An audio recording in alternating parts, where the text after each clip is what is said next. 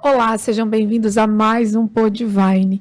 E hoje a gente está começando a segunda série do ano.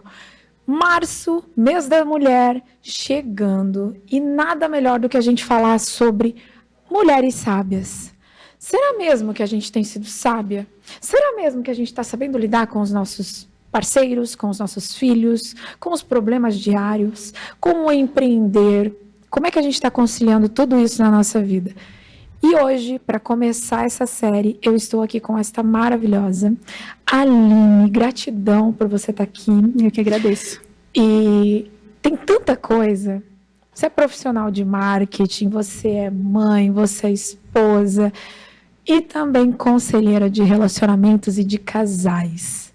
Mas antes de tudo, eu quero saber como é que você entendeu, como é que você começou e como é que é ser essa mulher sábia e lidar com tudo isso. Meu Deus. A gente tem até que horas?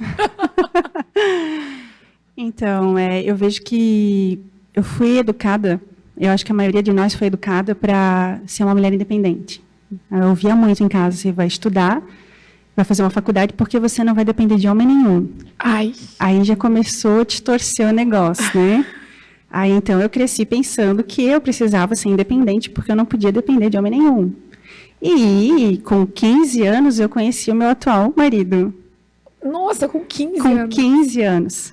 Isso que meu pai dizia assim, não, vai fazer faculdade, tu só vai casar depois que fizer faculdade, né?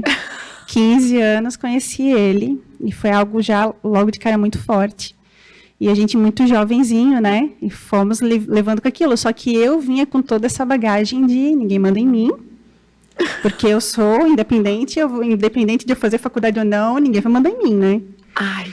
E aí eu vim distorcida, assim, por muito mental, tempo. né? Total. E eu muito melancólica. Então, tipo assim, eu, ao mesmo tempo que eu brigava, ele não podia falar um ar que eu estava chorando. Eu acho que tem muita mulher que vai se identificar com isso. Muito. Daí eu fui, daí virei mãe. Nossa, o parto foi um romper para mim. De muitas coisas, assim. Eu tive parto natural, sem analgesia, no banquinho de cócoras, com pré-eclâmpsia. Caramba. Então, assim, tudo que podia dificultar aconteceu, mas eu segui o plano até o final, né? O Ivan junto, claro, né? O tempo passou pelo processo todo comigo. E eu vi, assim, que foi tão pessoal que, tipo assim, foi depois do parto que várias áreas da minha vida desabrocharam. Parece, assim, que nasceu uma nova mulher naquele parto. Eu só entendi isso depois de um tempo, assim, né? Normal. E daí, claro, a gente continuou vivenciando tudo isso. Acho que a nossa primeira filha tinha 4 meses quando começou a crise no casamento. Porque até então aquele modelo, né, não ia dar certo por muito tempo, né? Com certeza. E o que eu fazia por entender dessa forma? Eu era tão agitada, eu tomava tanto à frente. Como assim o homem? Ele precisa pensar um pouco mais. Ele precisa da caixinha dele do nada. Ele precisa daquele momento de introspecção. Eu não esperava o Ivan pensar para me responder. Eu fazia por ele já. E daí reclama, né? E daí depois reclama que o homem não assume o papel dele. Exatamente. Exato. Só que enquanto a gente é essa mulher que faz tudo, essa mulher que não se permite ser cuidada, essa mulher que quer ser independente, essa mulher que quer fazer tudo rápido, do jeito dela, no tempo dela, Exato. A gente vai, ocupa o espaço dele. Como que ele vai atuar e exercer o papel dele se eu estou fazendo por mim e por ele? Exato. E daí, por muito tempo, quando eu percebi isso, foi só depois que eu fui, né, que a gente teve encontro com Cristo, né, foi todo um processo, assim, porque o casamento ruiu, a gente sentou uma madrugada na sala de casa, a Bela tinha 6 meses, nossa primeira filha, e a gente olhou para a cara do outro e disse assim, e agora? Tu me ama? Não, eu te amo, eu também te amo, mas a gente não se entendia, um falava A, outro falava B, e a briga estava feita, era o final de semana todo brigando, a gente não conseguia mais fazer dar certo. O que a gente vai fazer? Ah, vamos tentar mais um pouco, tá, então vamos tentar mais um pouco. Nesse tentar mais um pouco, uma mulher, amiga da família, começou a ir lá em casa. Toda terça-feira ela ia lá em casa e dizia assim para mim, tu vai orar pelo teu marido, tu vai fechar essa tua boca e tu vai orar, tu vai ajoelhar, entregar a vida dele para Deus, pedir para que Deus coloque alguém no caminho dele que influencie ele e tu não vai mais falar nada. Eu disse, ela é louca? Eu falando, brigando, me descabelando, o negócio não está funcionando. Ele já não tá ouvindo. Como que se eu parar de falar, ele vai ouvir, né? Mas eu pensei, tá, já tentei de tudo, por que não tentar isso? Era tipo assim, minha última chance para o nosso casamento. Era a última instância, assim. Fiz isso. Mas, gente, não deu 40 dias. Não deu 40 dias, ele chegou em casa um belo dia do serviço e disse assim, Ali, tal pessoa lá no serviço disse que vai ter um cara muito legal ministrando ali naquela igreja Calvário, vamos lá? Gente, já tô com a roupa de ir, né? Eu estava só esperando esse dia chegar, porque eu sabia que ia chegar. E eu fui. E a gente foi ali, começou todo o nosso processo de restauração, de casamento, de fortalecimento de bases, de ver que o nosso propósito era esse, de entender por que a gente passou por tanta coisa. Exato. Sabe? Aquilo que eu tinha medo me sobreveio, né? Então, tipo assim, eu tinha medo de adultério, eu tinha medo de ser traída. Fui traída. Tive que perdoar, né? Escolhi perdoar, porque eu digo que é muito uma decisão, Exato. né? Tipo, eu decidi perdoar. E daí a gente entra no decidir amar. Exato. Porque a gente teve que aprender a se reconectar, aprender a amar, aprender a confiar, né? Exatamente. Vem a restauração de Deus? Vem. Deus é poderoso para fazer todas as coisas, mas aquilo que eu, como mulher, precisava fazer, Ele não ia fazer por mim. Não. E isso, de tudo que você falou, a gente vai falar de muita coisa, mas isso é um ponto muito importante. As pessoas, elas ainda colocam como se Deus fosse resolver o problema delas. Sim. Não, mas deixa Deus orando e não está resolve. resolvendo. Exato, mas Ele não vai pegar o caminho por você. Não. Ele vai te abrir a porta, só que se você não fizer, outro vai vir, vai fazer. Vai. É o que eu escutei uma vez. A arca ia ser feita, sendo Noé ou não. Noé decidiu fazer, mas se não fosse ele, ia ser outro. Ia. Eu digo assim que a gente já teve orando porque a gente negou muito o nosso chamado por muito tempo, né? Natural também. A gente foge. Nossa, a gente fugiu muito. E só vinha a palavra de Jonas, né? Volta, fugiona. E nós, meu Deus, não, manda outro, né? Manda outro. Eu tô fingindo que eu não tô vendo o que tá acontecendo aqui. Até que estourou a doença. E quando estourou a doença no Ivan, todo o processo da doença renal, que foi muito paulada, a gente, então, disse, não, Deus, se é isso que tu queres de nós, se é pastorear, se é aconselhar, se é mentorear pessoas, é isso que nós vamos fazer. A gente aceita e eis-me aqui. Porque, assim, é bonito, né? Quando a gente tá lá, eis-me aqui, Jesus, eis-me aqui, Senhor, usa-me da tua maneira. Só que daí, quando o negócio vem para tu servir, daí tu não quer servir do teu jeito, né? Do jeito dele, tu quer servir do teu jeito. Não, esse negocinho, esse quadrante aqui eu faço, Jesus, mas esse aqui eu não quero fazer. Aqui eu não quero que tu toca, porque aqui vai doer. Exato. E eu tive que passar pelo processo, entende? E é muito real isso que você está falando, porque a gente quer dar direção para que Deus faça as coisas na nossa vida. O que eu vejo? Assim, Filho eu mimado. tinha muito medo de depender de Deus. Uhum. Tinha medo de faltar o dinheiro, faltar a comida, de tudo. Então, assim, toda a vida que vão dizer assim, olha, eu acho que um dia vai chegar um tempo na nossa vida que a gente vai trabalhar só no propósito. Eu dizia, meu Deus, com uma empresa, faturando, chegou a faturar 50 mil bruto, e o Ivan dizendo assim, olha, eu estou entendendo em Deus que para a gente fechar a empresa. E aí? Eu não, né? Não, porque Deus tem que falar comigo, a birrenta, né? Só que Deus estava falando comigo, só que eu não estava querendo ouvir. Exato. E eu me achando a rainha da cocada preta, né? Eu disse, não, Deus tem que falar comigo, Deus tem que falar comigo. O que aconteceu? Deus foi fechando todas as portas, a doença estourou, veio crise lá dos caminhoneiros, veio tudo que tinha para vir, o faturamento caiu, já não tinha mais uma empresa para vender. A gente quase que faliu, teve que vender o que sobrou, e foi da pior forma possível. Então, eu aprendi ali que é melhor obedecer do que sacrificar. Com certeza. Se não for pelo amor, vai ser pela dor. Vai ser pela dor. Você foi avisado. Isso, foi avisado. Só que eu resolvi teimar. Depois desse processo, eu tive que fazer um processo, e assim, não quero ser cancelada aqui, porque não é ser feminista, mas é cumprir os princípios que eu acredito, entende? Exato. Eu tive que voltar para dentro de mim. Todo mundo dizia que eu era insubmissa, que eu era rebelde, e eu dizia que não. Até que um dia, no meu secreto, ele me disse. Uau! E quando ele me disse, ele me atropelou, né? Não é bonitinho que nem as pessoas falam. Eu pensei, não tinha nem o que eu dizer. Eu só tive que dizer assim, não, tá bom, então. Ok. Aí, então, naquele momento, eu esperei, eu vou chegar do serviço, preparei uma mesa, fiz uma refeição. E disse para ele, amor, me perdoa. Porque até aqui eu quis assumir o controle da nossa vida e assumir o papel que era teu. Mas eu quero que você assuma esse papel. E daí a gente fez um ato profético ali, né? As coisas doidas de crente, como diz, né? Só quem sabe. A gente fez ali umas coisas doidas e dali para frente a coisa começou a engatinhar, a doença já estava rolando. E na doença não teve para onde correr, né? Então, tipo assim, eu entendo que tem muitas coisas na nossa vida que poderiam andar mais rápido se a gente simplesmente decidisse. Exato. Só que a gente fica proletando, a gente fica fugindo para tudo que é lado. Na doença, a gente não teve como fugir.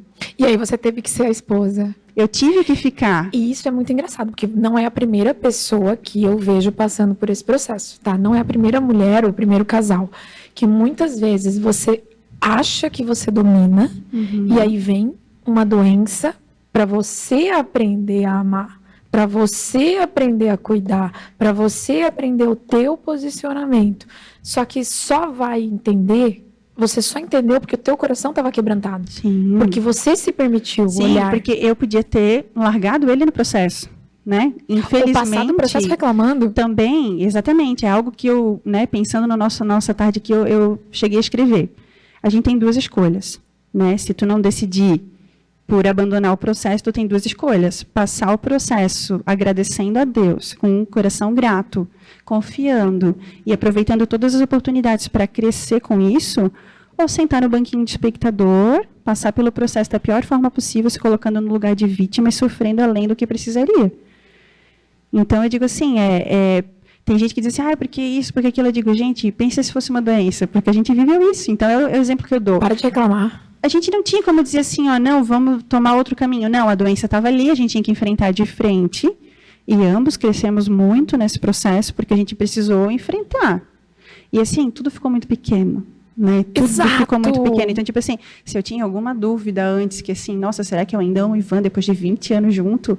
Tudo isso ficou para trás, porque a doença, é o que a gente diz assim, né? Os probleminha pequeno, até pode ser que assim, tu vai juntando embaixo do tapete, tu tropeça nele, pode ser até que separa o casal. Mas, geralmente, uma crise grande, ela vem para unir. Vem para unir, para trazer fortalecimento, né? E, no nosso caso, e o processo de cadê a Aline nisso tudo, né? Porque, quantas vezes, né? Tu me perguntou muitas vezes, muitas pessoas perguntavam, o Ivan está enfrentando a doença, é a Aline. Cadê a Aline? Porque, assim, a gente sempre fez tudo muito junto, né? A gente empreende junto há mais de 10 anos. Então, assim, a gente sempre aprendeu a ser um. Só que nesse processo da doença, eu tive que voltar a buscar a minha individualidade nisso tudo para poder também dar suporte para ele, para as meninas. Porque, assim... Você teve que ser Veio uma crise emocional de pancada, assim, de início em nós 4. Então, os 4 precisaram de auxílio. Os 4 viram, assim, que... A serotonina e todos os neurotransmissores estava tudo dando paulada, já estava dando pane, porque foi uma coisa muito de supetão, assim. Depois disso resolvido, eu comecei a pensar, e quem sou eu? E se, né, tipo assim, a gente tinha fé. Uma vez uma amiga disse assim, e se Deus recolheu o Ivan? Eu dizia, não tem se, porque não tem plano B. Adoro! Eu disse para ela, não tem se, entende? Não tem se. Isso é fé. Claro. Eu fiquei brava, voltei para casa braba, não sabe? Tem plano B. Não tem plano B. E daí alguns diziam assim, mas porque tu tá vivendo a dor dele? Eu disse, não, gente, ele tá vivendo no físico, eu tô vivendo no emocional, a mulher é a coluna da casa. Não adianta, enquanto assim, ele estava mal, tinha muitas vezes que ele voltava da hemodiálise totalmente acamado, debilitado, e eu estava lá, sabe, assim, fortalecendo as meninas, vendo se ele precisava de alguma coisa, bota um queijo para dentro, vamos levantar essa pressão, vamos fazer alguma coisa. Eu não podia me deixar abater com isso. Só que eu estava junto. Claro. O processo era de todos nós, ainda é. Exato. Entende? Então, tipo assim, a gente viu também que foi necessário desintoxicar de muitas coisas, de pessoas, de lugares, porque a gente precisou focar no processo. E é o que a gente fala todos os dias. A gente bate nessa tecla quando a gente fala de autoconhecimento, quando a gente fala de saúde emocional. A gente bate nessa tecla, desintoxica, olha o que com quem você está vivendo, olha o que está acontecendo, se permita. Só que, às vezes, Deus tem que dar um chute na bunda, assim, de você realmente cair para você entender. Não sacode, né? Eu digo que a gente saiu desse piloto automático no sacode. E a gente tem a decisão. Vamos parar com isso aí não está né? Não tá indo pro rumo certo. Exatamente, não é para esse lado que eu quero. Entende? Então, tipo assim, nesse secreto do Ivan, ele chegou a me contar, assim, que Deus disse assim, que se fosse preciso recolher, recolheria. Mas a doença era um alerta para ele chegar mais perto. E aí? Porque ele estava fazendo para Deus e não com Deus. Ai, adoro. Entende? Como as pessoas confundem isso. Muito. A gente está no ativismo ali, não, mas eu estou fazendo, eu estou servindo, eu estou isso, aquilo. Eu estou fazendo isso, eu estou fazendo aquilo, eu estou ajudando o outro, eu estou fazendo... mas ele está aqui com você. Isso. E o teu dia a dia? E é essa posição que ele queria que você estivesse, porque a gente não para fazer essa simples pergunta. Uhum. É isso mesmo? E eu tinha muito esse vazio dentro de mim. Eu dizia para o Ivan no começo da nossa conversão, meu Deus, mas e se a gente estiver fazendo tudo isso? Porque, assim, a gente era tipo Severino na igreja, assim, onde botava a gente ia, sabe? E eu disse, aceitando tudo. Falta de merecimento total. Aí eu disse para ele, mas e se nós chegar lá em cima e Deus dizer assim, não te conheço? E se naquele dia a gente tiver feito tudo isso em vão? Não, eu disse, espera aí, nós temos que... Bota o pezinho no freio, né? Vamos se reconectar, vamos entender o que deu. Hoje, quando a gente voltou para uma comunidade de fé, para exercer algumas coisas, porque a gente sabe que a gente pode exercer nosso chamado hoje em dia, o digital a gente pode alcançar muito mais. Só que a gente entende que ainda é tempo de estar colocado numa comunidade de fé. Só que quando a gente já voltou posicionado. Pode servir tal lugar? Não. Pode servir tal lugar? Não, porque o nosso propósito é esse. Uhum. Preciso fazer isso. Isso. Porque se eu fizer as outras coisas, vai me roubar disso. Exato. Entende? Então, assim, tudo que a gente aceita fazer hoje é o que tem conexão com o propósito. E tudo vai ter ramificações, você vai ter que estar perto de pessoas que realmente consigam fazer você crescer, consigam fazer você evoluir, e aquilo vai crescendo e vai fluindo. E quando exatamente, quando a gente sabe quem a gente é em Deus, para que a gente veio, qual é o nosso propósito, as coisas começam a fluir, as pessoas certas começam a chegar na sua vida. Exato. E começa a se conectar, porque está fluindo para aquilo que Deus projetou. Exatamente.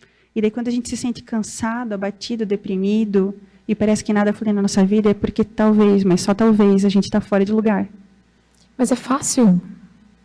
Para e analisa, foi o que você falou, talvez você está fora de lugar, mas volta para a rota. Sim. Volta para o teu plano, volta para o teu caminho. Mas eu digo assim, as pessoas ficam tão, eu digo que nem barata tonta, né? A gente fica tão assim, mas o que é, que a gente não consegue perceber que, né? As coisas geracionais, né? A gente vê muito nos casamentos acontecendo tudo de novo, que já aconteceu em várias gerações da família. Ciclos que estão se repetindo porque não foram encerrados, vencidos, curados. E daí a gente vê acontecendo, a pessoa vê acontecendo, só que não consegue se mover para a cura. Porque não abre os olhos, porque não afina os ouvidos, para ouvir o que Deus está dizendo. Talvez humildade, talvez não se coloca no lugar de querer se tratar, tipo assim, porque a gente teve, né? Nossa, falar de terapeuta para Ivan, há uns 4 anos atrás, ele queria dar com o pau na tua cabeça, né? Porque não, porque eu tenho Jesus, para que eu preciso de terapeuta? Muitos são assim, infelizmente. Mas se o teu braço está doendo, tu vai no ortopedista. Se o coração está com problema, tu vai no cardiologista. Por que quando a nossa mente, as nossas emoções adoecem, a gente não busca ajuda? Por causa do que você começou lá na frente. A gente não foi ensinado. Isso, a gente foi condicionado errado. Exatamente, você foi condicionado que isso não precisa. Não precisa, é frescura. Você não aprendeu a olhar para doido, isso. Né? Exato, e não é. Só que graças a Deus, cada vez mais pessoas vêm entendendo que sim, é necessário. E a gente nasce numa programação mental. Se você decide, o próprio Ivan falou, né? Ele veio sem o pai. Se ele não tomasse a decisão de se conectar com o Pai divino, jamais ele saberia o que é o amor paterno. Sim. Então, tudo é decisão nossa. Tudo é decisão. Amar é decisão, perdoar é decisão, se permitir ser curado é decisão. Exato. É tudo decisão. Me diz uma coisa, que você tocou num assunto que é muito importante para mulheres. A gente tem mania de ser o comandante da casa. E isso eu digo porque, para mim, me destruiu como pessoa quando eu entendi que eu estava fazendo isso. Uhum. Sabe, foi um movimento que eu fiz na minha casa, que eu entendi que eu era a frente de guerra, eu era a guerreira, eu queria fazer tudo, dominar tudo, tudo do meu jeito, né? E a gente faz isso, porque a gente aprendeu a ser dominadora. Como é que foi para você esse movimento, o voltar a ser mulher? Se encaixar nessa posição de ser mulher. No começo não foi bonito, tipo assim, né? No começo não é fácil. Tu pensa assim, meu Deus, eu sou uma inútil. Assim, porque tu estava acostumada a tomar frente de tudo. Claro. E é um exercício diário até hoje. Quando o Ivan precisa tomar uma decisão, eu volto. Fica quieta. Fica quieta, Aline, fica quieta. Eu tenho muito assim, o Ivan diz assim, como tu explica melhor da doença, tu explica. Sabe, às vezes a pessoa pergunta para ele, e a gente tem tanta isso entre nós, que ele diz, ele explica, que às vezes ele não pede para me explicar, eu já estou explicando. Então assim, eu vejo, não, pera, volta para pro teu quadrado, né? Volta para o teu quadrado, volta para tua posição. E é muito interessante quando a gente começa a assumir a posição mesmo doendo, porque no começo dói. Muito. Como tu vê as coisas começarem a fluir do jeito que era para acontecer. E o jeito que era para acontecer é sempre o melhor jeito. Só que a gente fica teimando, né? Que é o bichinho teimoso que a gente é. E eu digo, se a mulher soubesse o poder que ela tem de transformar o ambiente da casa dela, pode ver, se a gente acorda de pé virado, os filhos estão de pé virado, os animaizinhos da casa estão de pé virado, o marido está de pé virado, um já cutucou, não mexe com a tua mãe hoje que ela está daquele jeito. Agora, se o contrário acontece, se a gente acorda para frente, para cima, com a energia lá em cima, tudo se move nessa frequência. Nessa frequência, exatamente. Eu lembro que quando eu entendi e eu fiz esse movimento de deixar de dominar, é muito difícil.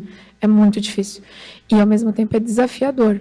Porque a gente tem que deixar o outro... E é muito mecânico, né, no começo. Muito. Tu pensa assim, não, isso aqui não vai funcionar, tu pensa. Porque, assim, ó, tu tem que se forçar a fazer um papel que parece que tu não se encaixa, mas Exato. é o teu papel. E o submissa é muito distorcido na visão hoje em dia. Muito. Então, a gente entende que ser submisso é algo ruim. A gente entende que ser submissa é ser capacho, ter que dizer sim para tudo. Exato, e não é bem assim. Não é nada assim. Não, não é nada assim. E aí, quando eu fiz esse movimento, no começo doeu muito, eu chorei muito, eu chorava assim, as pessoas me perguntavam, o Anderson, né? Não, tá tudo bem, tá tudo certo, é só um momento, né? É como se tivesse me roubado algo. Mas isso lá no teu interno. E aí depois você como vai uma alinhando. sensação de luto, né? Exato. Depois você vai alinhando, você vai entendendo, poxa, mas eu deixei aquilo, eu vou ter coisa melhor. Não, tem uma gravura que roda aí as redes sociais, que é Jesus com uma menininha, ele tá com um urso grandão nas costas, acho que todo mundo já viu, e ela tem um ursinho pequenininho no colo, e ele tá com o ursão aqui atrás, e ela tá ali agarrada com o ursinho pequenininho dela, mas o que ele tem é sempre muito melhor. Exato. E aí você sofre um luto por largar aquilo que era tão pequenininho, que é pequeno. Quando Exato. O que ele tem é muito maior para nossa vida. E a gente fica com medo do novo. Sempre. Tudo que você não conhece, você tem medo. Né? O livro do T. Harv, lá. No primeiro capítulo, ele fala do penhasco, né? O homem cai do penhasco e fica alguém aí em cima para me ajudar, alguém aí em cima para me ajudar. Agarrado na corda. Aí ele ouve Deus falar, se solta que eu vou te ajudar. Mas alguém aí em cima para me ajudar. E aí, quando amanhece, ele tava... Era só soltar. Tinha terra. Era só soltar. Só que a gente não solta, a gente tem medo, exatamente. A fé é o homem de pouca fé. A gente ainda não tá ligado. A gente se viu num beco sem saída. Ou era vai, ou era vai. E era vai, enfrenta os medos, porque não tinha o que fazer.